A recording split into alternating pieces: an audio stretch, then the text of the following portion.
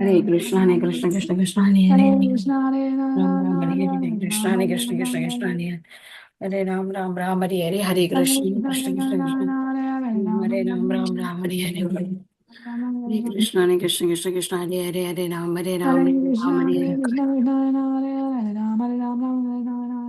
Ram, Hare Hare Ram, Krishna, Hare Krishna, Krishna Krishna, Hare Hare, Hare Ram, Ram Ram. Hare Ram, Hare Krishna, Hare Krishna. Hare Krishna, Vancha Kalpatarobhyasya Kripa Sindhubhya Eva Patitanam Pavanebhyo Vaishnavebhyo Namo Namah. Ananta Koti Vaishnav Vrind ki Jai, Srila Prabhupada ki Jai, assembled devotees ki Jai. Hare Krishna, please accept my humble obeisances. This is Vinita Gandharvika Devidasi from Texas College Station, welcoming all of you to Bhakti Sangha conference call. I thank all of you for attending this session. Please forgive me for interrupting your ecstatic chanting. I would like to read the 10 offenses to the holy name which are to be avoided, written by Srila Vyasadeva in Padma Purana. 1. To blaspheme the devotees who have dedicated their life for propagating the holy name of the Lord. 2. To consider the name of demigods like Lord Shiva or Lord Brahma to be equal or to be independent of the name of Vishnu. 3. To disobey the order of the spiritual master. 4. To blaspheme the Vedic scriptures or scriptures in pursuance to the Vedic version. 5. To consider the glories of chanting Hare Krishna to be an imagination. 6. To give some interpretation to the holy name of the Lord. 7. To commit sinful activities on the strength of the holy name. 8. To consider the chanting of Hare Krishna as one of the auspicious ritualistic activities which are offered in Vedas as fruitive activity Karma Kanda.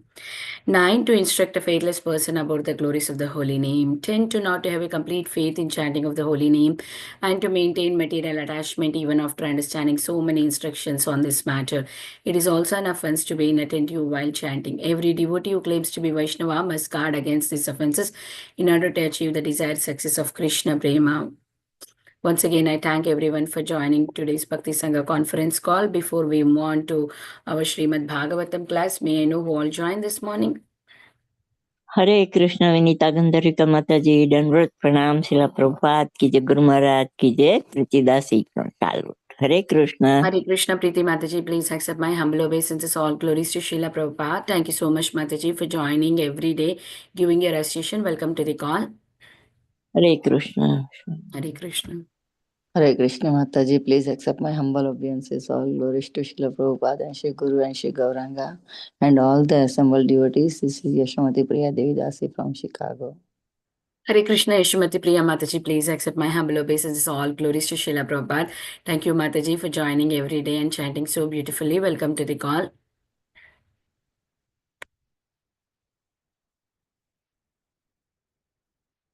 Hare Krishna, is there anybody who would like to introduce themselves? Please go ahead. Hare Krishna, Vinita Gandharvika Mataji, Yoga Krishna Prabhupada and Guru Maharajis.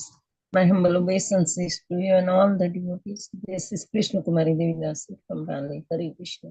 Hare Krishna, Krishna Kumari Mataji, please accept my humble obeisances. All glories to Srila Prabhupada. Thank you, Mataji, for joining every day, blessing all of us with your sweet association. Welcome to the call. Hare Krishna, Vandita Gandharika Mataji, Dandavat Pranamalu, Srila Prabhupada and Gurudev. This is Radha Pyari Devidasi from Baltimore. Hare Krishna, Radha Pyari Mataji, please accept my humble obeisances. All glories to Srila Prabhupada. Thank you, Mataji, for joining every day, chanting so blissfully. Welcome to the call, Mataji. Hare Krishna.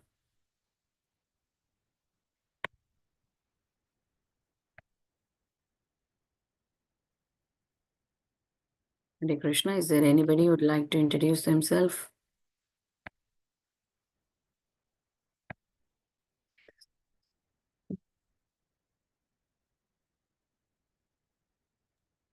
Hare Krishna, Dandavat Pranam Mataji, Dr. K. Babu from Chandigarh. Hare Krishna, Dr. K. Babu. Prabhuji, please accept my humble obeisances. All glories to Srila Prabhupada. Thank you, Prabhu, for joining every day and being on video, taking notes. So inspiring, Prabhuji. Welcome to the call. Hare Krishna. Hare Krishna Mataji, Dandavat Pranam. So glories to Srila Prabhupada, Guru Maharajis and all the assembled Vaishnavas. This is Kirti Das. Hare Krishna Ketida Mataji, please accept my humble obeisances. All glories to Srila Prabhupada. Nice to hear your sweet voice this morning, Mataji. Welcome to the call. Hari Bol. I was thinking it was Preeti Mataji. Thank you for announcing your name and saying that it's you. Hari Bol.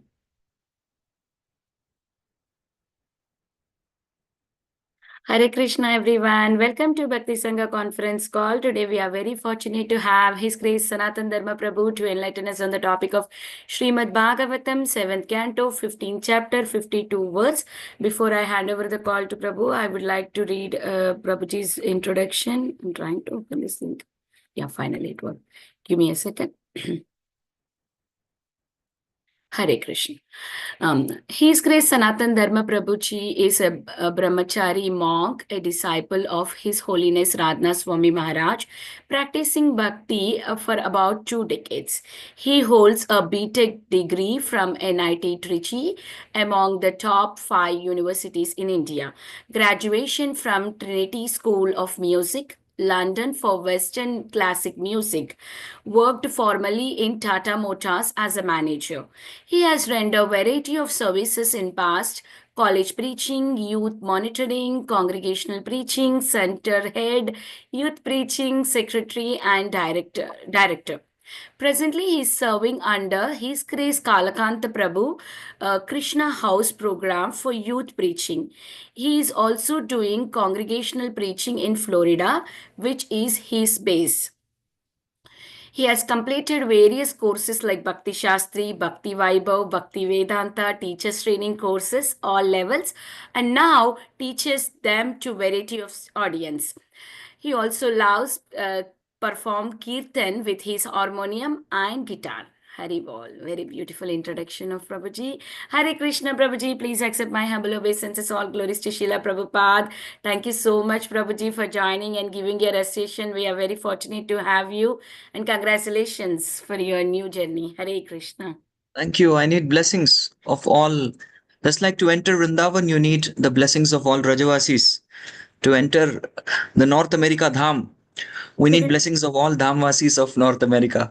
So Prabhuji, the best way thank to you give so blessings to much. me is by turning on the videos.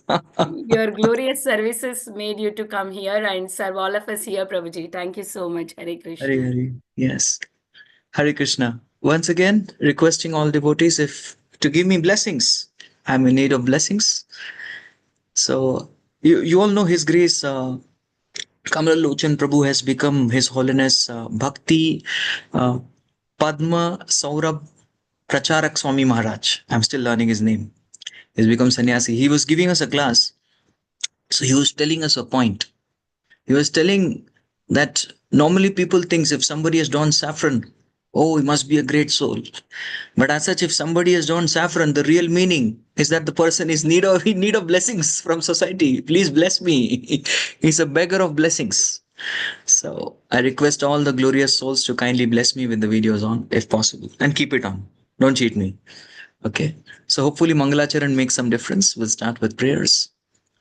ॐ अज्ञानतिमिरन्धस्य ज्ञानाञ्जनशलाखया चक्षुरुन्मीलितं येन तस्मै श्रीगुरवे नमः श्रीचैतन्यमनोभीष्टं स्थापितं येन भूतले स्वयं रूपः कदा मह्यं ददाति स्वपदान्तिकं नमः ॐ विष्णुपादाय कृष्णप्रेष्ठाय भूतले श्रीमते भक्तिवेदान्त स्वामिन् इति नामिने नमस्ते सारस्वते देवे गौरवाणी प्रचारिणे निर्विशेष शून्यवादी पाश्चात्य देशतारिणे नमो महावदन्याय कृष्ण प्रेम प्रदायते कृष्णाय कृष्ण चैतन्य नाम्ने गौरतुषे नमः पंचतत्वात्मकं कृष्णं भक्तरूपस्वरूपकं भक्तावतारं भक्ताख्यं नमामि भक्तशक्तिकं हे कृष्ण करुणा सिंधो दीनबंधो जगत्पते Gopesh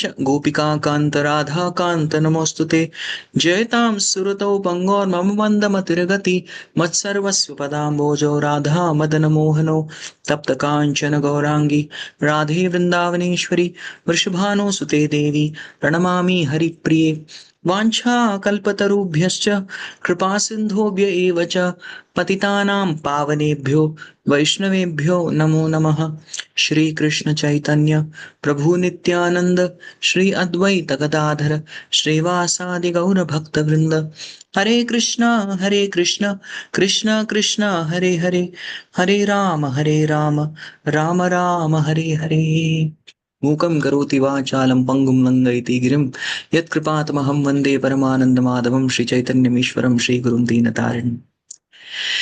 Hare Krishna, dear devotees. We welcome you all to today Srimad Bhagavatam discussion. It must be evening for some of you. It must be morning for some of you. It must be Gaur Purnima for some of you like me. And US and all the residents of United States, North America, they are all very advanced souls. So they already celebrated yesterday, I believe. So for them, Gaur Purnima is over. For us, Gaur Purnima is happening. So I'm feeling very fortunate to be discussing on the subject matter of Srimad Bhagavatam on this glorious occasion of Sri Gaur Purnima. What's the connection? How does Srila Prabhupada start Srimad Bhagavatam? Srila Prabhupada starts Srimad Bhagavatam with the introduction of Sri Chaitanya Mahaprabhu, making it very clear that without the blessings of Amala Mahaprabhu, we cannot understand Amala Mahapuran. So let us all seek the blessings of Sri Chaitanya Mahaprabhu to understand the subject matter, what Srila Prabhupada, the Acharyas, Srila Vyasdev, Shukadev, and all the Guru Parampara they want to teach us. We'll try to absorb that. Because ultimately all the subject matter is taught to revive the love that we have for Krishna, to revive that love. We don't have to add or we don't have to create love for Krishna. No, that's not required. We have it. We just need to revive it. We've forgotten that. We need to revive it. All right. So this is a very long chapter. I remember having spoken on at least minimum 3 occasions on this chapter. Instruction to civilized human beings. So at different points of time, somehow gloriously, I have a habit of hearing Srila Prabhupada's lectures every day. Yes, that has been a habit by Prabhupada's mercy. And each time I gave the class, Prabhupada taught me different meanings of what is civilized human beings. So today I'm going to share yet another meaning of civilized human beings, which is very contextual to the subject matter that we're going to discuss today. Yes, before we discuss the text, we set the context of what is a civilized human being or what is a civilized society. So Prabhupada was once giving a Bhagavatam class and he was mentioning civilized society means that society which has religion, Dharma. Yes, and this particular section of Srimad Bhagavatam is also talking about lots and lots of Dharma and Adharma. So let's just briefly see the overview of this section, at least what's happened so far. Okay, this is very helpful for those devotees who might not be having the opportunity to discuss the subject matter every day. They're joining in for this particular class. It's for the benefits. Just once again checking. Her Grace Vinita Gandharvika Mataji, my voice is loud and clear? Yes, Prabhuji. Okay, good. Video visible? Yes, Prabhuji. And screen visible? Everything is visible, Prabhuji. Thank you so much. So, thank you. So the first subject matter is how to perform Sraddha. Because this is the duty of every putra. Punamat narakat trayate iti putra. Person has to be a proper child, proper son, and have some gratitude for the ancestors to perform the Shraddha ceremony. And then this is one of the main, because it is said even in the Shastras that putrarte kriyate bharya putra pinda prayojanam. A person marries or this life is going on. The purpose of marriage is to beget a good child. And the purpose of being a child is to deliver one's ancestors. And that's why this section of civilized human beings. Yes, a civilized human being is one who is having gratitude and responsibility towards one's ancestors. So that's the beginning. There is Shraddha. And in course of performing one's karmas, right, one may have a tendency to perform irreligion. Yes, irreligion, there are 5 types which are mentioned. Beautiful discussion. This is not the subject matter of my class. I would have loved to discuss it. There is Vidharma, breaking 4 regulative principles. There is Paradharma, performing another person's duties. There is Upadharma. Upadharma is a person who is imagining, he does all nonsense and imagines oneself to be a great dharmic person. That's Upadharma. Then there is Chaladharma. Chaladharma means again pretentious religion. So he is actually he pretends to be a very great godman, giving very nice discourses, but he has a lot of sinful background. Every day is sinful. That's what happened in Bhaktisiddhanta Saraswati Thakur's times, right? Chaladharma. Then there is Vidharma, Chaladharma, Paradharma, Upadharma, and there's one more adharma. This is dharma where, you tend to assume a particular deity or a god and create your own worship. Yes, it is not Anya Dharma, please. Yeah, that's point of dharma, which is there. It starts with A. Okay, whatever, I'm not getting the name. So this irreligion is there. And person who's, it's very important. Why irreligion happens? Irreligion happens because of vices. So how to conquer each anartha is mentioned in this section. It's a very important chapter.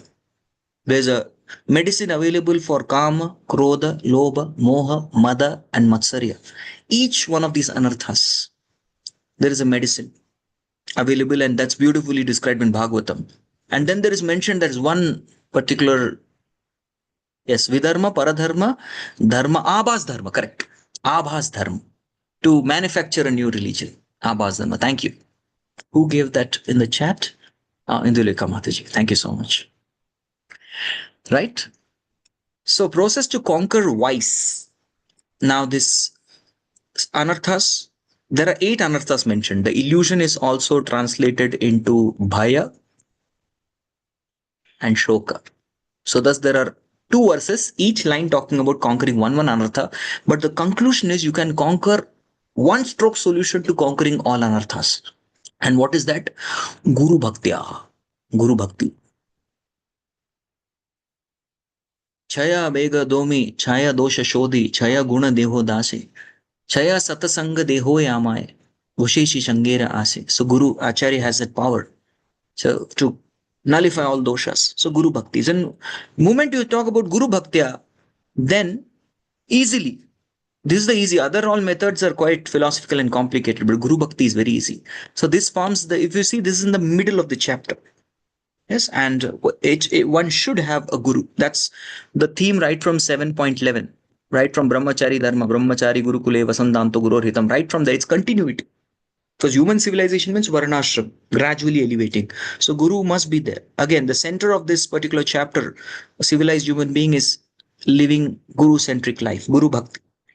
So then there is proper scientific explanation on importance of accepting a spiritual master, a Guru. And then one can talk about the path of liberation. Yes, a householder. There's a beautiful chariot analogy that is mentioned. It's must read.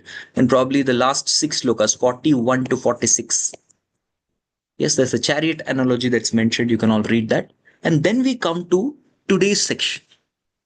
Yes, today's section is Deva-yana. Deva-yana means the path of demigods. Now Gaur Purnima is over. For Americans, it's over. For Indians, it's going on, right? And then devotees, first Nityananda Trayodasi, Gaur Purnima, Ram Navami, Narsim Chaturdashi, we have different festivals. So next will be Ram Navami. So devotees will all start talking and discussing from Ramayan. What is Ramayan? Path of Lord Ram. So similarly, what is Devayan? The path of the demigods. That's called Devayana, the path of the demigods. That means those human beings, civilized human beings means even the karma kandis. That's why we call openly anybody who's a non-devotee as karmi. Oh, these karmi fellows. But no, karmi is a very respectable word. So karmi means those people who perform these ceremonies, pravritti marga, and they go to heavens. They are called as karmis. They're very respectable people. Yeah. So how these people are going to traverse and go to the Deva-loka.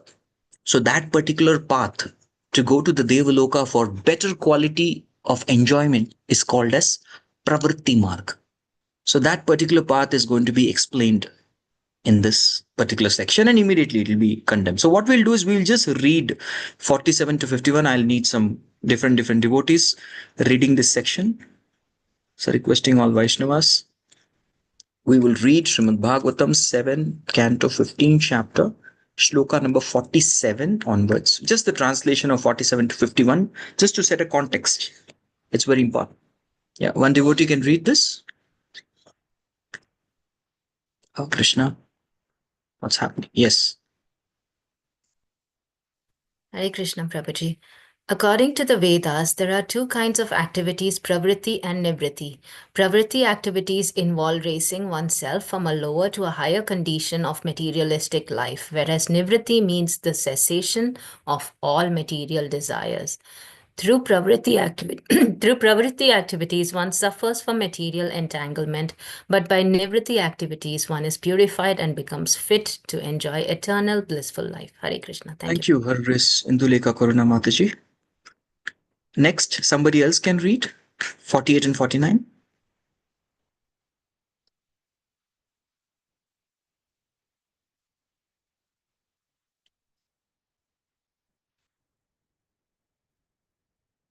Hari We Hari. celebrated Gaura Purnima, Prabhuji. Everybody's little tired. Oh, after celebrating God Purnima, we're supposed to be in ecstasy.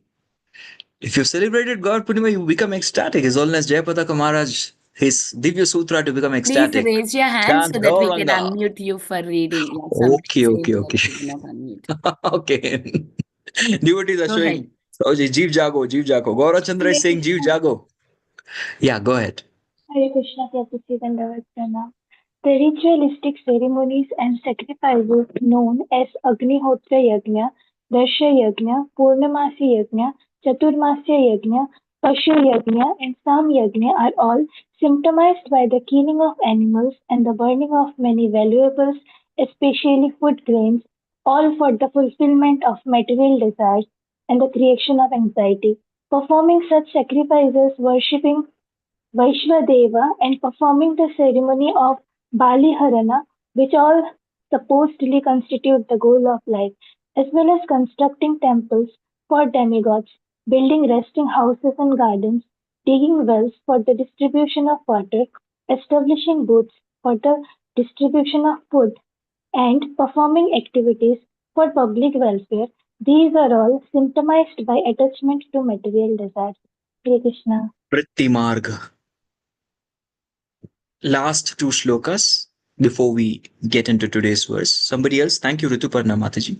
Somebody else would like to read? My dear King Yudhishthir, when oblations of ghee and food grains like barley and sesame are offered in sacrifice, they turn into celestial smoke, which carries one to successively higher planetary systems like the kingdoms of Dhauma, Ratri, Krishna Paksha, Dakshinam, and ultimately the moon. Then, however, the performers of sacrifice descend again to earth to become herbs, creepers, vegetables, and food grains. These are eaten by different living entities and turned to semen, which is injected into female bodies. Thus, one takes birth again and again. So, what is the conclusion till here? If we are attached to the Pravritti Marga, then we have to come in this samsara. Punarapi janamam, punarapi maranam. Repeated birth and death. This has to keep going on. See, reading this only was so boring. Thank God I didn't have these shlokas. Means some Pravritti Marg is boring. Bhagavatam is not boring. Pravritti Marg is boring. Oh. You're all awake? Please prove it by turning on videos. Okay, so we got a context. So the main activity of the performer of karma, that is a karmi, not the atheistic people of this material world right now in Kali Yuga. We are not addressing them. Typically, a karmi is a person who is from 47 to 51, about whom we read. So the activities of karmi have been described so far. Yes. So these are all the path of enjoyment called pravritti marg. But now, thank God, I'm so fortunate. Yes, the path of detachment is described. Yes. So pravritti marg means that path which takes you to moon planet. On the other hand, the people attached not to the pravritti marg, they go to other different planets, sun planet, to Brahmaloka. That is Bhuvarloka. Although Bhuvarloka comes below Svargaloka, but sun is a very auspicious. Many yogis go to the sun as well. Yes. And then if you see There are Maharlok, Janalok, Tapalok, Satyalok, all these planets. So that journey is for those who are in the Nivritti Marga, right? So let's take today's verse. Naishekadishmashanantaihi samskarai samskrito dvijah indriyeshu kriya yajnan jnanadipeshu juhvati. Okay. Oh, twice I have split the translation into two halves. There's a purpose. A twice-born Brahmana Dvija gains his life by the grace of his parents through the process of purification called Garbadhana. This is the beginning. This is the first samskara.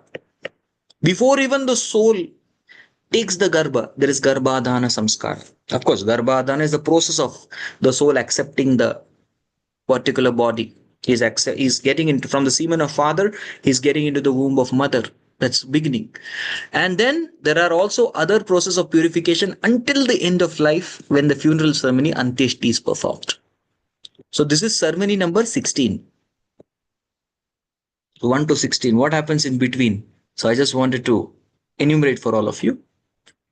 Garbadhan, samskara is the union. Before union, there are a lot of rules and regulations. Yes, on the day of union, we have discussed all this. Particularly, I have discussed in this forum. Anybody wants to know more, please go to my lecture on Srimad Bhagavatam 7, 12, 11. I have elaborately described this for those reference. Then there is Pumsavana. This comes in the 3rd month of the pregnancy when the fetus starts moving in the mother's womb. Yes, there are movements which are recognized. That's when there is Pumsavana. This particular samskara is performed. Then there is Simantonnayana. Simantonnayana happens the 7th month of pregnancy. This is sometimes called as baby shower today. God Barai, baby shower, different names. So this is ceremony performed for the good health of the mother and the child. Then there is Jataka. Yes, this is the Jatakarma is basically to establish a relationship between the father and the son, because till now the child was with the mother. So now the child comes to the father gives some honey, some ghee, touches the lips only, not feed. It's not good. Yes, and then there is predictions made about the different activities, astrological predictions. We see this happening even for Parikshit Maharaj in the 12th chapter of the 1st canto, right? There is a Jataka. Jataka is also created. Jatakarma. Then there is Namakarana. This usually should happen in the 11th and 12th day after birth. So this is awarding a new identity to the Jiva. Yes. So that Namakarana is very essential. Even Krishna, Rama, everybody goes through this. So we have to. Then there is Nishkramana. This happens in the 4th month when there is a first outing. Yes, first outing, and this particular outing is made, it creates a lot of mental health, the mental health. Why? Because now the child goes to see the people beyond its own house. He gets into the crowd, hears different other sounds, sees the sun, and most importantly goes and meets the Supreme Lord, going and greeting the deity. The first time this child is having darshan of the deity, Sri Vigraha in the mandir, in the temple. Yes, so that is called as Nishkramana. The 6th month is Anna Prashana. Now this marks the beginning of the physical strength. Anna gives prana, right? So from now on, the child eats cooked food, cooked rice, little by little to build the prana, the strength. Okay. Then there is Chudakarana. Chudakarana is shaving up of the hair. Yes. Whether Mataji or Prabhuji, everybody starts with being brahmachari. Shaving hair. Hair is compared to dirt, filth, stool in the scriptures. So that is why the brahmacharis, they shave. The Matajis, they cover hair. Even the Muslims, they believe. That's why they also cover the hair. They don't know. Now, if you find out there is no philosophical discussion, why you're supposed to cover the hair? But today they will say they don't know. But as such, even they cover with the topi. That's the main tradition. Even in India, people used to wear turbans, covering of the hair. That's a ceremony because it's not very auspicious. One can save oneself from so much of loss of energy. Yes. So that is Chudakarana. And then there is Karana Veda. Karana Veda is piercing of the ears. This is very must. Yes. So I'm not done. I'm thinking of doing it now. There are a lot of it's acupuncturally also very good. Acupuncture pressure points, which really enhance the intelligence of the child. Child can pick up things very fast and grow in wisdom very wonderfully if this particular ceremony is done. Karana Veda. samskara. And after Karnaveda samskar, there is Vidyarambha, where he starts learning aksharas, alphabets. Yes, initially father may teach, and then, or guru may also teach. Saraswati, Namastubhyam Varde Kamarupani, like that. Vidyarambham Karishyami Siddhir Bhavati Sarvada. So we recite this mantra and we start Vidyarambham. Then there is Upanayana.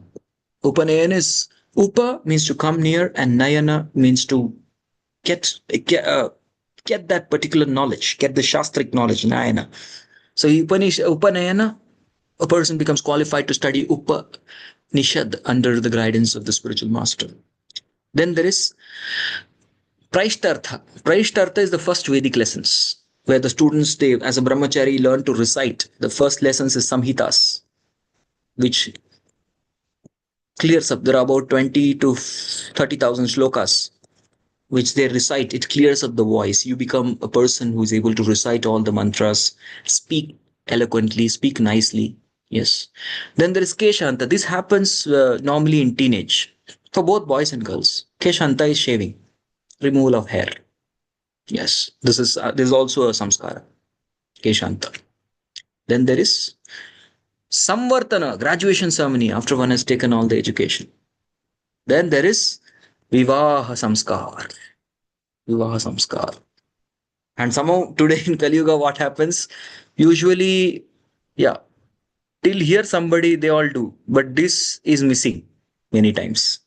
Yeah, because we are all products of modern education. So this, the Purohit who is there, he does it quickly. 10, 11, 12, 13, 14, done. Chalo, now then Vivaha. You are eligible for Vivaha Samskar. And then finally there is Anteshti, after one's death. So throughout one's life, this is a samskar which one has to undergo. But if you see one's life, I was just thinking, those days in Vedic times, a man would marry many. He would have many wives, and each wife would have many children. Right? So how many samskars? Practically every day there's some or the other samskar of the family will be there. And there will be joint family. Okay, today is the graduation ceremony of my uncle's son. Okay, there is particular. Oh, then there is aunt's son's Vidyarambha is going to go on.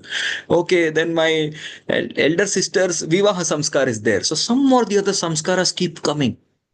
You see? So a person's life will be full of such kind of samskaras. But Prabhupada mentions it's very important that one understands the purpose of these samskaras. This very strongly Prabhupada mentions in the second chants. Many times he even speaks about this. He's given a lot of lectures on the Ajamilopakhyanam. He talks about that the purpose of samskara is purification of heart. Purification from all the negative influences. That is why we have samskaras. Yes, samskaras. The second part of the translation. Now, this is very interesting. Why personally I enumerated every single thing is because just by reading it, I could see some of you turned off your video. My God. Just by reading this. So you can understand what it means going through this experience, not only for yourself, your brothers, sisters, your cousins, your spouses, relatives. My God, how much? Your children, grandchildren. So practically whole life will go in this 16. I don't know when we'll get time for 16 rounds, but this 16 rituals, samskaras will keep happening. Right? Somewhere or the other 16 samskaras are happening. That's how one's life is. So in due course of this, yes, a due course of the person going through all this, he becomes uninterested in materialistic activities. And which is the most purifying samskar, can anyone say? You all have experience. I don't. I give you a hint. Please share. Which is the most purifying samskara of all the 16? Yes. You all have experience. I don't. I gave hint also. Vivaha saying about samskara. marriage. You all agree? Yes, Vivaha Samskara. In fact, one of the lectures, I guess I was speaking to all of you on Bhakti Sangha Japa. The Vivaha Samskar traditionally happens for 5 to 6 days. Elaborate ceremonies every day. And before the ceremonies, both the bride and the groom have to fast. Without that, no ceremonies. Fasting. 5 days fasting, my God. They'll have severe, it's a very nice, intense weight loss program. right? And then if you see the 5th day, the 6th day, whichever ceremony you opt for, that's when, while fasting, touching the feet of all the elders, the husband and wife, they have to touch the feet of all elders while they are fasting. They have to give them prasad, serve prasad to them. My God, it's so very, very frustrating experience. I'm not saying, Shastras are saying, I don't have experience. So the husband, he is ready for Kashi Yatra. I'm just leaving to Kashi. Now let me focus on moksha. I don't want this all materialist. I don't want to get entangled. That's when the girl's father convinces the groom to stay. That you will have a, don't worry, this is the end of it. You will have very good experience and nice program in the Grihastha ashram. And my daughter is very good daughter, very good girl. So she will help you to cross over all obstacles. So please have faith. So any qualified Brahmana will become uninterested. Why? Why? Because he offers the sensual sacrifices in full knowledge into the working senses. Full knowledge. What is full knowledge? That is explained philosophically by Vishwanath Chakravarti Thakur. I've just taken the commentary. Because the sacrifices are composed of activities of senses, they become none other than the senses. They're as good as the senses. So that is the meaning of sacrificing action into senses, because the entire thing becomes sensual. This is one. This is one. On the other hand, what is the meaning of full of knowledge? If you see, when Prabhupada explains about sannyasi, it's done in this particular section, 7.11 to 15. He talks about 4 classes of sannyasi. The first is called as Kutichaka. Now, Kutichaka is a new sannyasi. He stays in the kutir and he is doing his japa and his sadhana. And he has no much experience and not much detachment, so he's staying in the kuti in the same village, right? So his relatives or maybe his former wife would come and give some prasadam. Yes, in some dabba or some patals, take prasad. He would take prasad once a day, 8 morsels, and he would rest of the day continue chanting Kuti Chaka, because he's developing spiritual realization. Then there is Bahudaka. Now he is to stop depending on his family members, come out of his kuti, but roam within the same village. Within the same village, he would go to different houses, 3 houses, maximum 3 houses. Even the grihasthas would be very trained. They would consider sannyasis to be like their father or like their children. And they would give alms to the sannyasi. Please take alms. And they would consider fortunate. And sannyasis would go to 3 houses max. Whatever one gets, that's the will of Lord. That's the quota. Go ahead. Then there was Parivrajagacharya. Parivrajagacharya has 2 things. One starts, now he's realized. So not only does he travel, Parivrajaka, but he also, Acharya. He starts giving instructions to the grihasthas. Yes, he's traveling and preaching. Now he'll not eat for free. Till now, Bahudaka is just going and taking bhiksha. But no, now I'll give instructions. I'll do kirtans, give instructions, and move. Parivrajaka. And finally, there is Paramahamsa. When Prabhupada explains this Kutichaka, Bahudaka, Parivrajaka, and Paramahamsa, so he asks a question to the listeners. Why is it that the topmost sannyasi or the topmost person, why is he called a Paramahamsa? What is the meaning of a Hamsa? Yes, there are 2 classes of people we know, right? Hamsa class and the crow class. Why Hamsa? Hamsa is a person. Paramahamsa means the topmost Hamsa, the topmost one is that particular person who is able to see the essence. And what is the essence of everything? The essence of everything is Vasudevam Sarvamiti. So the real perspective of performing all these samskaras in full knowledge is to see the purpose behind all these samskaras actually is to understand and come to the point Vasudeva Sarvamiti. Yes, Vasudeva Sarvamiti. Then we are in full knowledge. Right?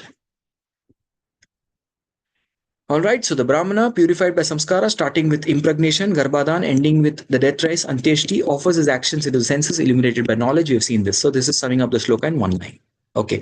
And the rest of the entire section the next of section till 56 will have the verses have the same meaning. Okay. Now, so Prabhupada, purport by Srila Prabhupada, Jagadguru Srila Prabhupada ki jai. Let's proceed. What's Prabhupada saying? Those interested in materialistic activities remain in the cycle of birth and death. Pravritti marga, or inclination to stay in the material world to enjoy varieties of sense gratification, has been explained in the previous verses. So that was a theme of 47 to 51. So there is an important lesson here for all of us to understand. What are we interested in? Let's analyze very deeply. What are we interested in? So even souls to the point of demigods, as we hear in the Bhagavatam, they are also interested in sense gratification. That's our real interest. We may be having dhoti kurta, sari, tilak, shaven head sometimes, shika, having a bead bag, putting hand in the bead bag, murmuring the holy name, but still having the interest of sense gratification. We have not yet understood nate vidu swartha gatim hi Vishnu. So this is something that we need to keep checking from Gaur Purnima to Gaur Purnima. This is New Year, right? Gaur Purnima is New Year, Shakabda. It's another Shakabda, new year. So this is ideally a very nice day to find out, last Gaur Purnima to this Gaur Purnima, has my interest changed?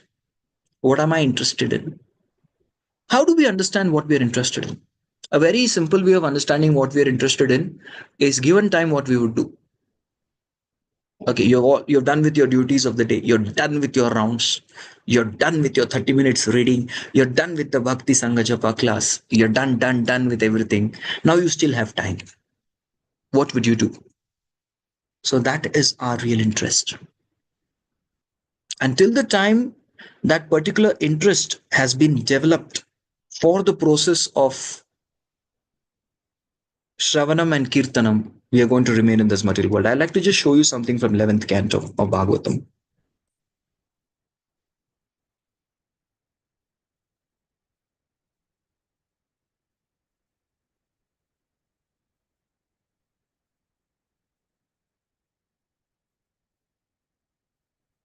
So this is the prayers of demigods to Krishna. Yeah. So here it's being spoken, the great sages desiring the highest benefit in life always cherish your lotus feet within their hearts, which are melted by the love for you. Now these are sages who are meditating on Krishna's lotus feet out of love. So similarly, your self-controlled devotees desiring to cross beyond the material kingdom of heaven to achieve opulence equal to yours, worship your lotus feet in the morning, at noon, and the evening. Now these people have a desire. Their desire, in one sense, their desire is to get the vibhuti of Lord. They are yogis. The first ones, they refer to devotees, pure devotees, who have love, but they meditate on Krishna's lotus feet. Then there are yogis who also meditate on Krishna's lotus feet, but to achieve the opulence of Krishna. Thus they meditate upon your lordship in your quadruple expansion.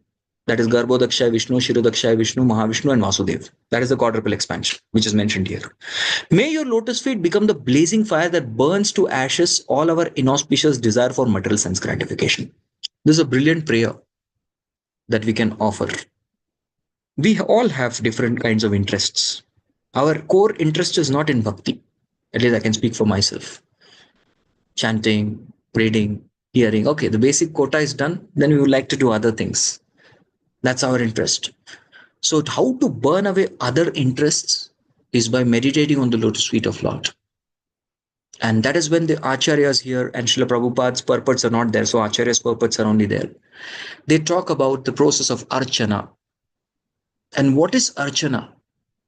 So acharyas explain, Sridhar Swami explains that archana is the process of alankrita, decorating the body of Lord. Just like a mother would decorate the body of the child and then have great pleasure in seeing the beautiful child.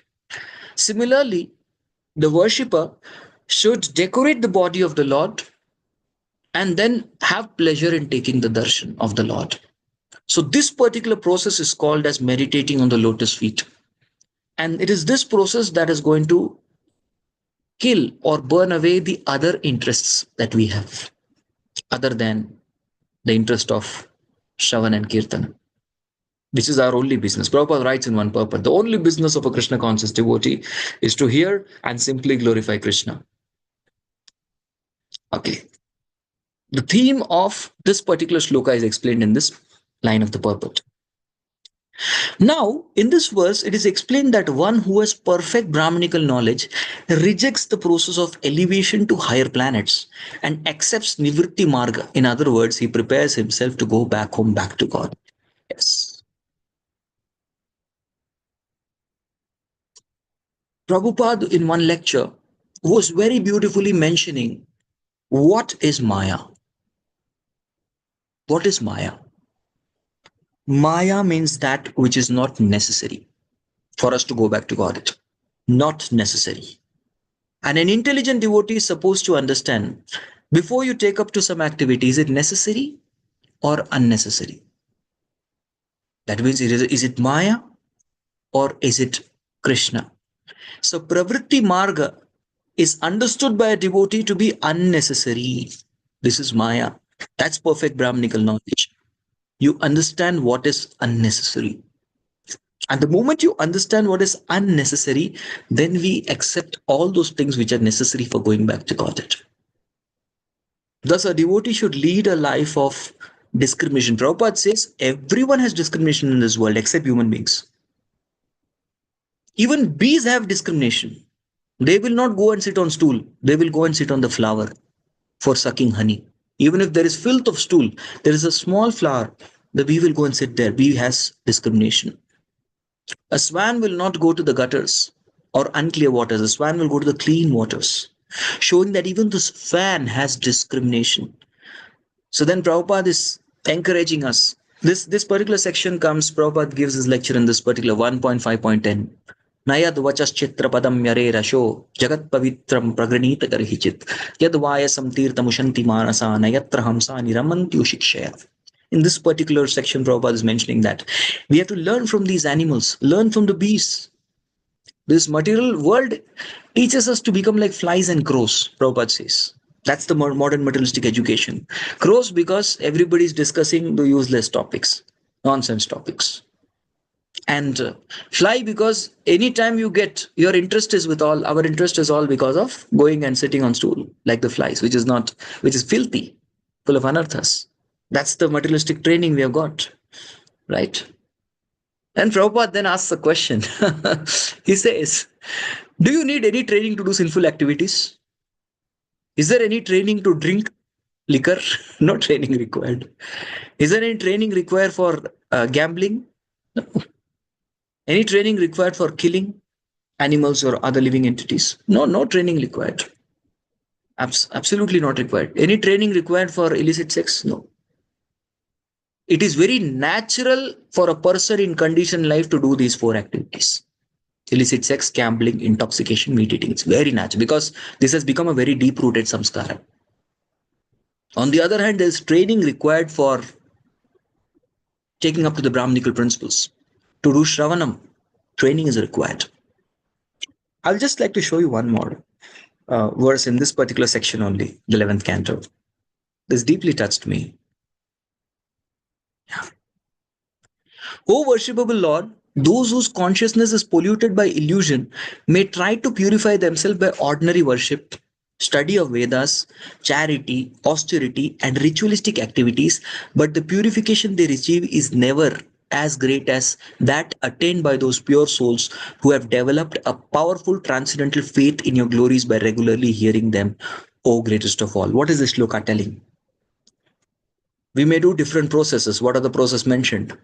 Yes, Vidya, Shruta, Adhyayana, Dana, Tapakriya, Adibihi. We may perform all these things, but usually people end up developing the anartha of pride. It is only the process of hearing, but what type of hearing? Hearing with faith. Sraddha Yukta Shravana. Hearing with faith. And that hearing with faith is the fastest purification method. So this perfect Brahmanical knowledge is attained by hearing with the transcendental faith. And then one is able to reject the pravritti mark and take to the nivritti mark, which means one is serious about going back home, back to God. Next, what is the aim of the Krishna consciousness movement? Let's find out. Those who are not Brahmanas, but atheists, do not know what is pravritti mark or nivritti mark. They are not interested in either. They simply want to obtain pleasure at any cost. This is their goal. They are not interested in Shastra at all. They whatever gives us pleasure, that is everything. So they are after pleasure. Our Krishna consciousness movement is therefore training devotees to give up pravritti mark and accept nivritti mark in order to return back home, back to Godhead. Now, this is a little difficult to understand. Prabhupada is very clearly saying this. Because what a jiva wants is immediate pleasure. Prabhupada was once having a morning walk with his disciples in LA, Los Angeles. When he was having this morning walk, suddenly it is Jayatirtha Prabhu. He initiates a topic. And he says that there are so many people who used to go to one particular, okay, I can take his name, he's no more there. There's one Guru Maharaj Ji. The Guru Maharaj Ji was a small 14, 15-year-old boy. And he had a lot of following. Many people used to go to them. Many people used to go to him. And the reason is that anyone who goes to him, he would show them some light. Yes, he would show them some light. And in order to see that light, people would go there. So even in religion, if you see, people want instant gratification. They want something immediate result. So Jayatirtha Prabhu was sharing his experience that he had met one person who was going to this Guru Maharaj Ji's program. And he told him, you come and chant Hare Krishna. So he said, no, I will not. I will go to Guru Maharaj. He's showing me light. What can you do? You're only giving us scriptures. You're only giving us chanting. He's showing us some light. But anyway, what happened to that light? Afterwards, that light was gone. The Guru Maharaj also was gone. He was nowhere visible. And the followers also were gone. That's what happens to these paths. Everything goes away. So nobody was there. That's what Prabhupada said. Now where is he? Where is Guru Maharaj? He no more comes. Yeah, he no more comes. It's gone. That's what happens to these kind of people who are looking for obtaining pleasure at any cost. They pay the price, huge price. Evam nranam shulla sukhaya dukkham mahadgatanam viramaya tasya. Vidura says to Maitri Rishi that the nature of pleasure in this world, if you want pleasure, evam nranam, you get, if you are a man, you will get pleasure. But how much? Shulla sukhaya. Very little. Very little. Yes. It is like, for example, you have a desire to eat gulab jamun. Right. Gulab jamun. Okay, well, let's give Ekadashi example because Gaur Purnima is still going on here. You want to eat Rasgulla? Yes. And well, it is said the Rasgulla is available. But for Rasgulla to be available, you have to go to the 100th floor. Oh, yes, I'm willing to go. And the person imagines, I will go, I will eat 5 Rasgullas, I'll pack 50 of them, come and put in my refrigerator, and I will enjoy 5 every time I crave for it. Nice plan? Yes, good plan.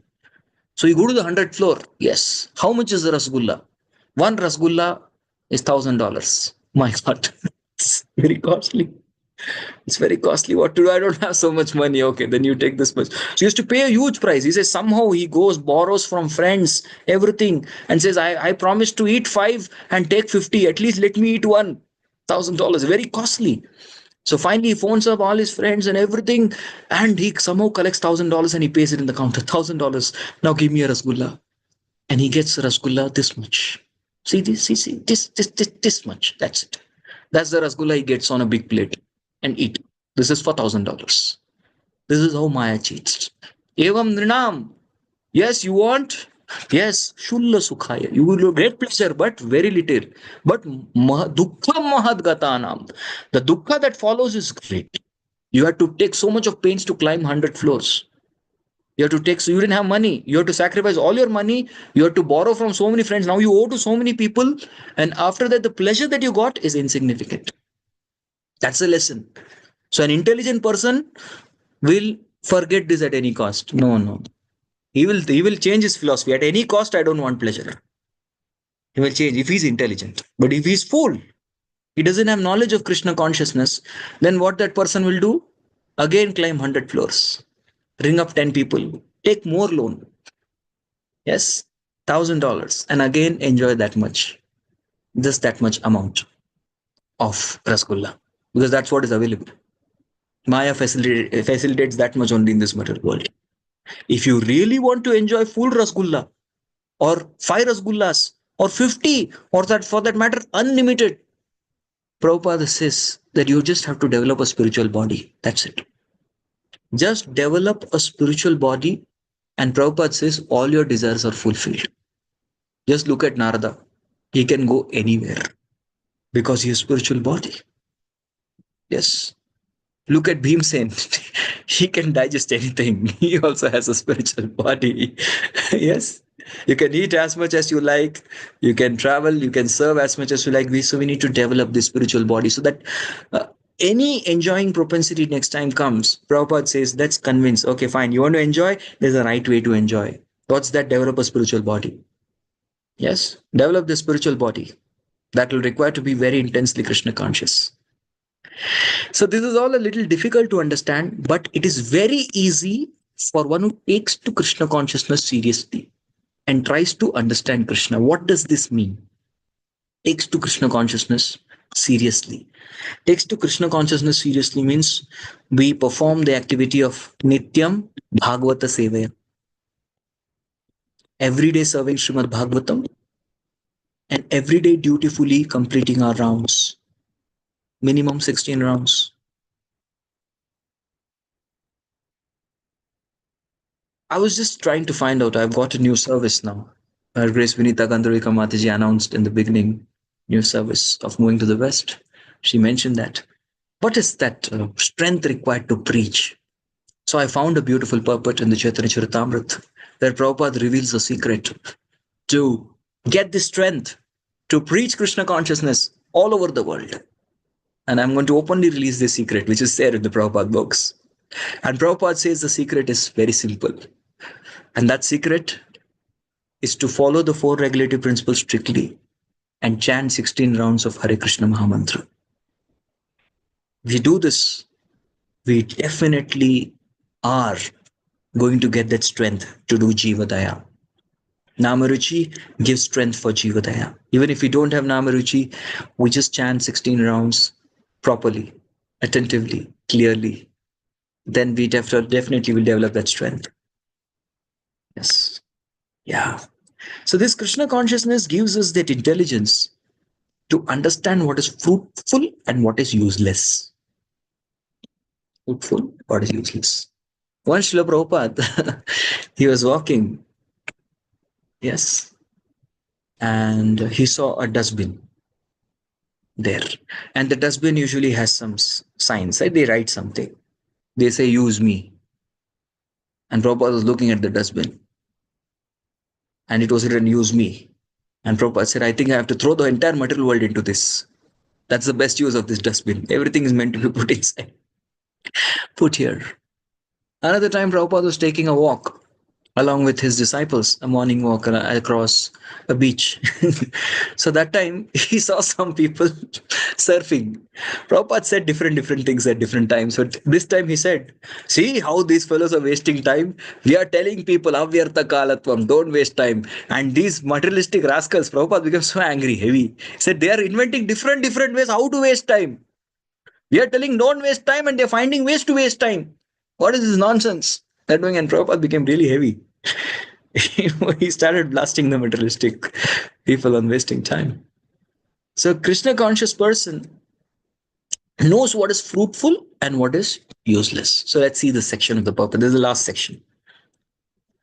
A Krishna conscious person can understand that performing yajna according to karma kanda system is useless waste of time.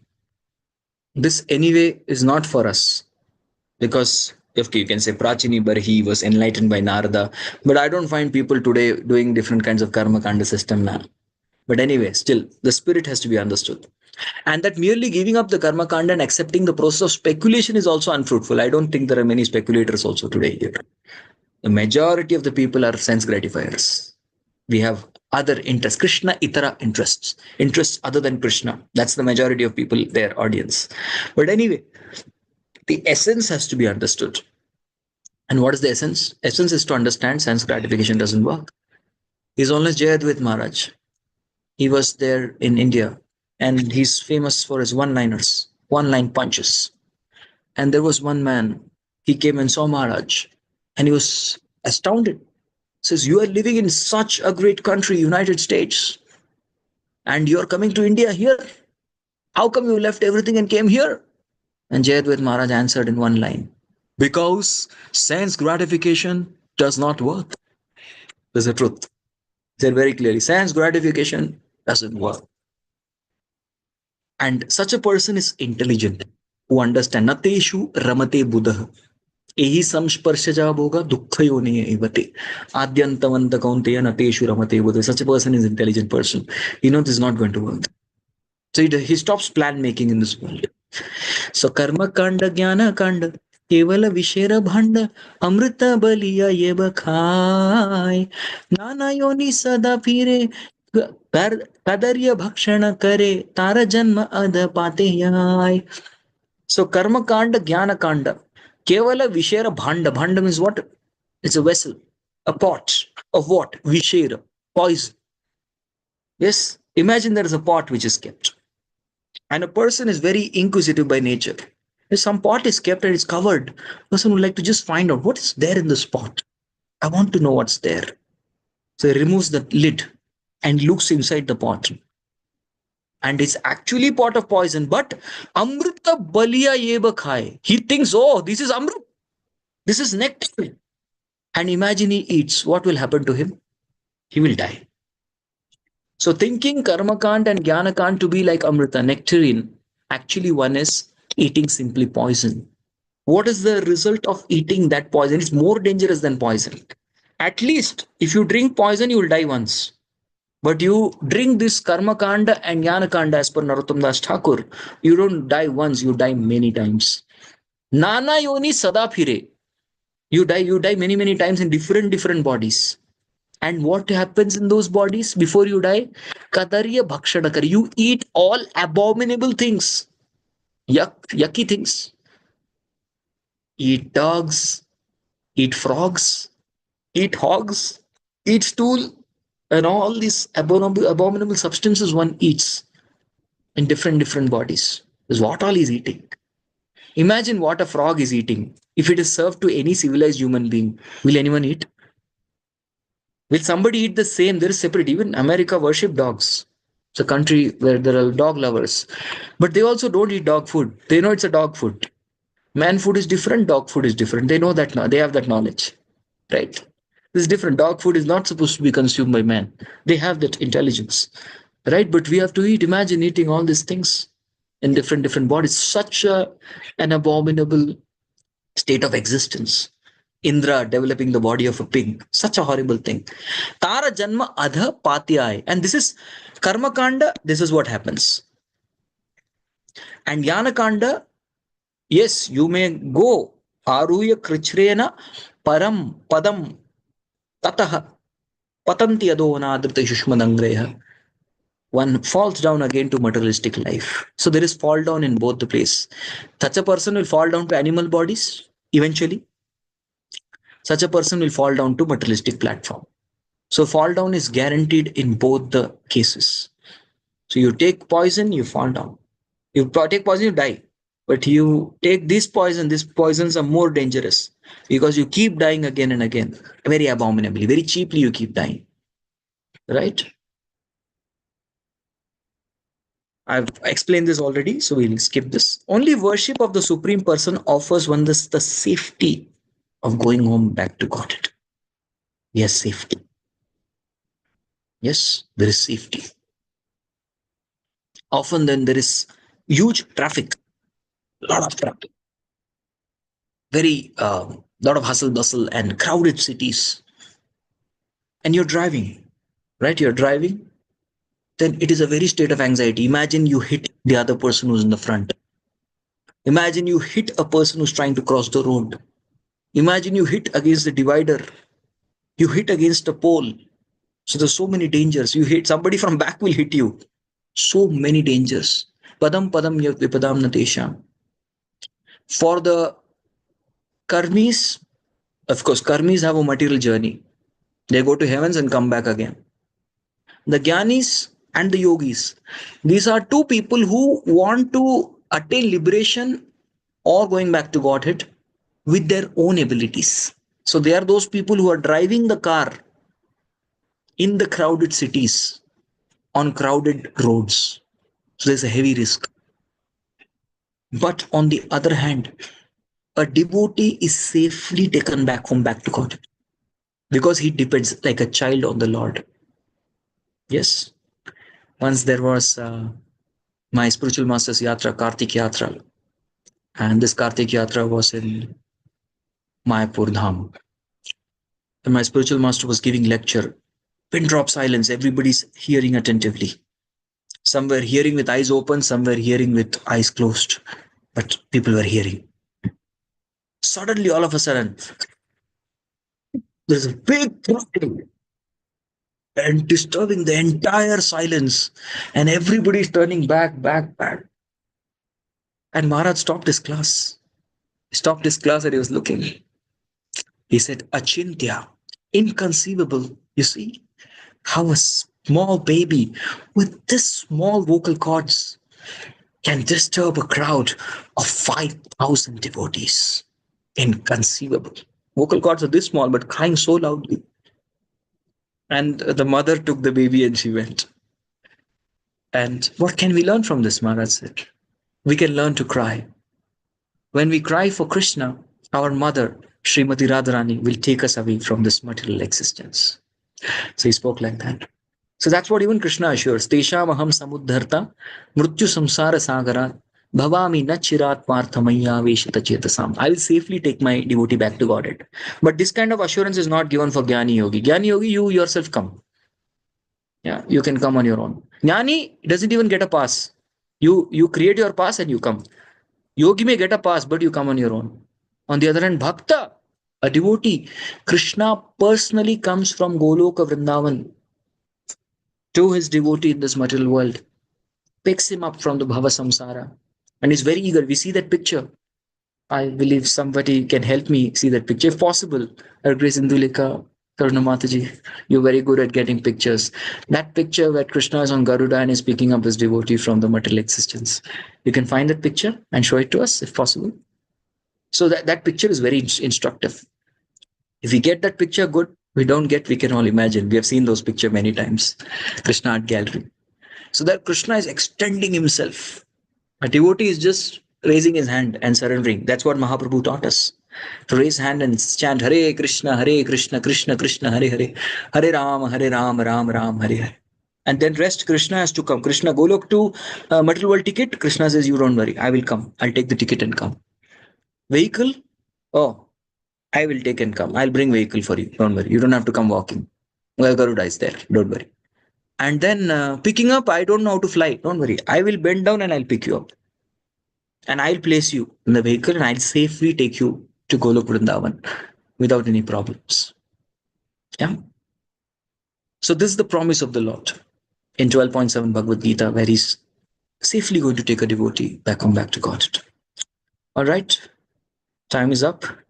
In 1 minute, I would like to just quickly summarize what we discussed. We saw the overview of this chapter, and we saw that this particular section is Deva-yana, the path of demigods, where Pravritti Marg was described so far, how they go to heavens, but now Nivritti is being emphasized, which means getting out of this material existence. And that getting out of this material existence happens when one performs all the rituals in proper knowledge. And proper knowledge is finding the essence, Krishna, behind every ritual. Where is our real interest? We discussed about our interest, because a devotee is all about his interest. If we are interested in Krishna, we are devotee, else we are not. Yes. And what is the perfect Brahmanical knowledge? That is attained through Sraddha Yukta Shravan. We discussed that. We hear with faith, then we get convinced of the Nivritti Marg to go back to Godhead. then we don't have any other interests. What's the aim of Krishna consciousness movement? The aim of this movement is to convince everybody to go back home, back to God. Be convinced and to convince everyone there's nothing here.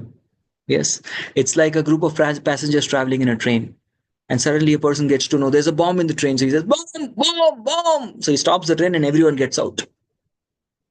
It's urgent. We don't try to sit in the train and find out, oh, why is this fan not working? Why the light is not working? The seat could have been a little more comfortable. No, you don't do all this analysis. You just get out. So it's to understand there's a bomb in the train and everyone should, and you're convincing others to get out. Okay, thank you. See, Krishna is bending down to take the devotee.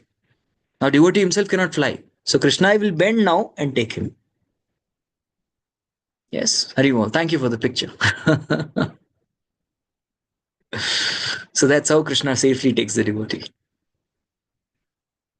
Yeah, and then Krishna consciousness helps us understand what is fruitful, what is useless. Yes, that's where we understand between Maya and Krishna. And then finally we discussed about how Krishna travels is the safest travels. There are different travels. This material world is full of travels. You want to travel from one place to another, whether by flight, train, bus. You book travels, right journey. Make my trip. But let Krishna make our trip. That is the safest journey back to Godhead. Hare Krishna. Thank you very much. I went overboard. I didn't know. Normally I manage my time in such a way I leave 10 minutes at least for question answers. But today I went into ecstasy.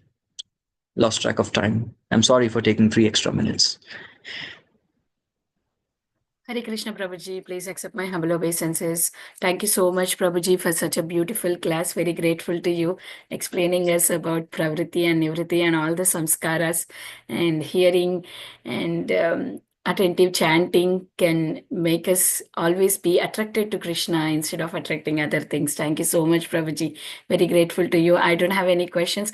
Dear devotees, anybody having any questions, realizations, please raise your hand.